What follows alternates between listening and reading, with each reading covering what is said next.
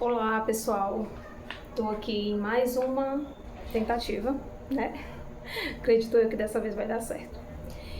Eu fiz um vídeo, mas ficou muito baixo e agora estou providenciando mais esse e espero que a minha voz saia com mais clareza e que vocês ouçam bem, tá? Dando continuidade às nossas aulas, né? Foi sugerido para que postasse algumas aulas, além daquelas aulas que são postadas do YouTube, porque alguns chegaram a comentar que o assunto ali meio que estava muito comprido e para que eu tentasse resumir o assunto para vocês aqui, tá? Então, como vocês podem ver, meu quadro que o meu filho às vezes usa em casa, né? Tá um pouquinho rabiscado, porque alguns dias atrás ele tava brincando de escola e aí uma das primas dele usou um pincel permanente e eu ainda não fiz a limpeza nele, então ele se encontra dessa maneira, tá bom? Por esse motivo, mas não leve isso em consideração, tá bom? Então vamos ao que interessa, tá? Com relação à nossa sequência do nosso conteúdo, é meio que uma continuidade do assunto anterior, tá? Onde nós estávamos falando de mistura, soluções, misturas de substâncias. Então esse novo assunto agora é na unidade 2, tá? Já é a introdução da unidade 2, o capítulo. É o capítulo 4, que é sobre o estudo das soluções. Ou eu uso a expressão sempre assim. A reação das soluções. Tá. E aí? Elas são o quê? Parecida com o quê? Com as próprias misturas que a gente falou no capítulo anterior. Só que agora nós estamos mais voltados para reações em um meio líquido, tá? Porque como a gente sabe, né? Existem misturas líquidas, misturas gasosas, existem misturas sólidas também, tá?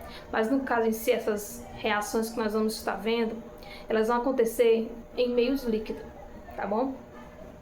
E aí, o exemplo que o livro cita bem no início é sobre a poluição de um rio lá em São Paulo, né?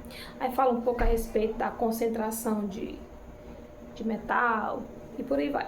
Cita uma diversidade de materiais que estão ali depositados e substâncias que estão sendo liberadas, né? E algumas substâncias que conseguem, né, serem dissolvidas naquele meio líquido, no caso a água, e outras substâncias que não, tá bom?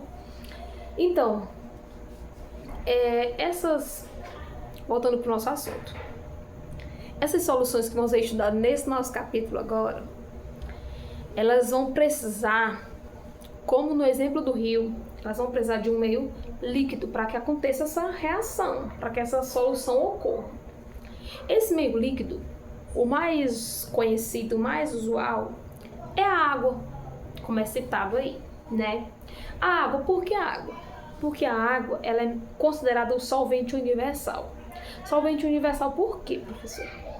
Porque ela consegue praticamente dissolver 90% das substâncias existentes. Algumas substâncias líquidas conseguem ser dissolvidas na água, algumas substâncias sólidas, depois de um bom tempo na água, ou então às vezes com aquecimento da água, né, elevando a temperatura da água, consegue também ser dissolvida na água. Algumas substâncias no estado gasoso também conseguem ser dissolvidas com a presença da água. Por isso que a água é considerada solvente universal. Tá, professora, por que você usou essa palavra solvente? Porque ela está incluída nesse assunto, tá? Então, quando eu falo solvente, eu tô falando de algo que vai ser utilizado para dissolver uma coisa mais densa, uma coisa mais dura, tá? Pode ser usado para dissolver também uma coisa líquida? também uma coisa líquida que às vezes esteja bem condensada, né? A gente coloca dentro da água e a água vai conseguir fazer toda aquela...